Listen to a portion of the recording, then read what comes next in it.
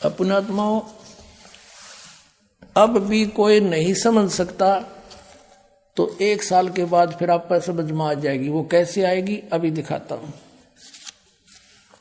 आपने ये कबीर सागर फिर दिखाते हैं आप जी को, ये देखिएगा। ये कबीर सागर, हम फिर कबीर सागर पर आगे हैं और ये वही है जो अभी आपको दिखाया था पहले। ये कहाँ से छपा है? ये है कबीर सागर, ज्ञान सागर। ये कबीर पंथी भारत पथिक स्वामी विगलानंद बिहारी द्वारा प्रकृष्ट। ये इसके प्रकाशक मुद्रक हैं खेमरा श्री कृष्ण दास, अध्यक्ष श्री वेंकटेश्वर प्रेस, खेमरा श्री कृष्ण दास मार्ग, मुंबई। और इधर भी इनका पूरा मसाला लिखा हुआ है यहाँ पर भी। अब यहाँ हम इसके आप जी ने कबीर वाणी और कबीर चरित्र बोध, कबीर वाणी कबीर चरित्र बोध सागर में ये सारा पढ़ लिया। ये 12 पंथ चलो सो भेद ये आपने पढ़ा। अब इसके 136 पर आपने पढ़ा, इसके 34 पर और निर्णय दिया है। आए है 136 पृष्ठ कबीर वाणी पर बोध सागर में।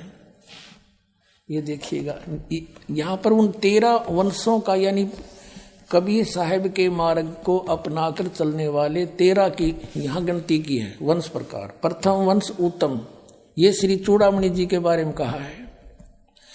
और दूसरा वंश अहंकारी, तीसरा वंश प्रचंड, चौथा वंश बिरहे, पांचवा वंश निंद्रा, छठा वंश उदास, सातवां वंश ज्ञान चतुराई, जैसे 8वां 10 पंथ विरोध। ऐसे चलते चलते यहाँ आगे 11वें वंश प्रगट पसारा और 12वें वंश प्रगट हुए उजियारा।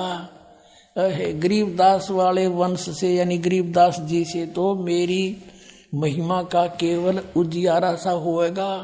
और 13वां वंश ये दास रामपाल दास से मिटे सकल अंधियारा। बोलो सतगुरुदेव। अब हम आपको ले चलते हैं इसी कबीर सागर के एक अनमोल और खजाना हाथ लगे आपने। ये देखिएगा 171 पृष्ठ है, समसम वेद बोध। और ये वही बोध सागर खंड है, इसका अध्याय है समसम वेद बोध।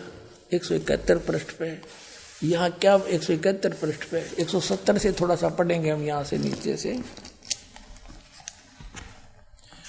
सत कबीर वचन, यानी परमात्मा के वचन कबीर साहब बोल रहे हैं सारी, बस इतना ही काफी है। अब देखो ये यहाँ आगे हम 171 पर यहाँ कहा परमात्मा ने 5 सहंस और 500, 5500, 5 सहंस, 5 सहंस माने 5000 और 500 यानी 5500। जब कलयुग बीत जाए महापुरुष फरमान तब जग तारण को आए।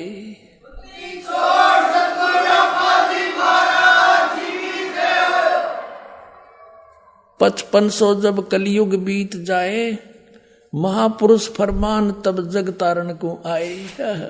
फिर क्या बताते हैं कबीर साहब ने 600 वर्ष पहले लिखा था, और इन भविष्य वक्ताओं ने बाद में परमात्मा के द्वारा रचे विधान को ही बताया है।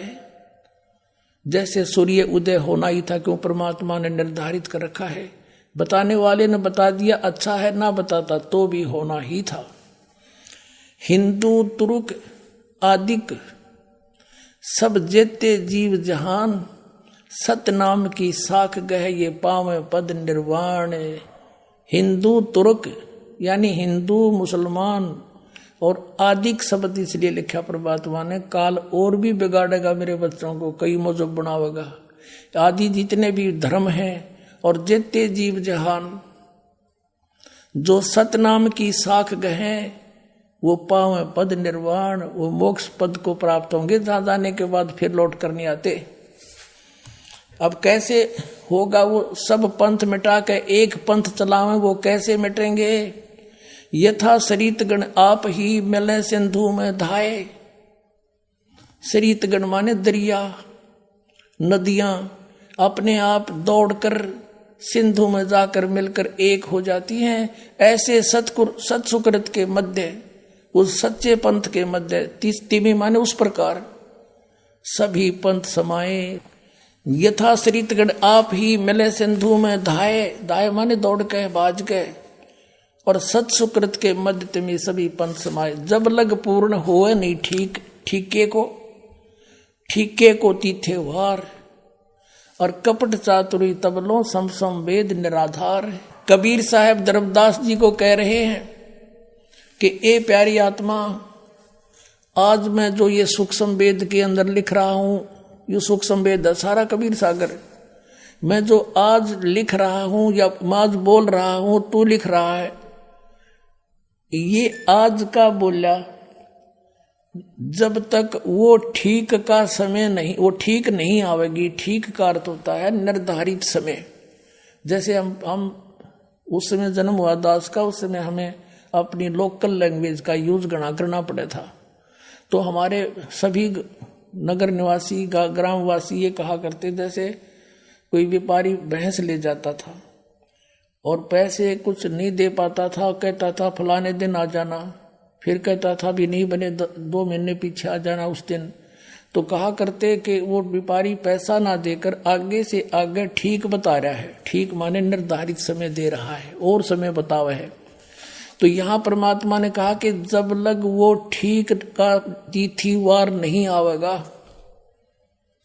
वो 5505 नहीं आएंगे, तब लग तो मेरी बात